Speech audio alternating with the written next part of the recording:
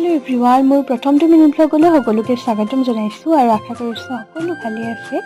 আৰু এয়া মই আজি এখন বিয়া খাবলৈ আহিলোঁ মানে মোৰ পেহীৰ ছোৱালী শান্তি বিয়া আৰু এইফালেদি কইনাই গোপিনী সেৱা লৈ আছে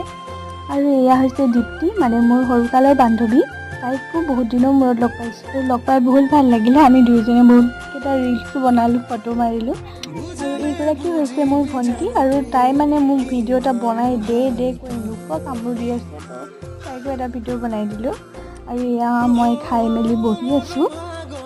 আৰু এইফালেদি কইনাৰ ফটো ছেশ্যন চলি আছে আৰু এইগৰাকী হৈছে কইনাৰ মামীয়েক আৰু কাষতে বহাজন আছে মামাক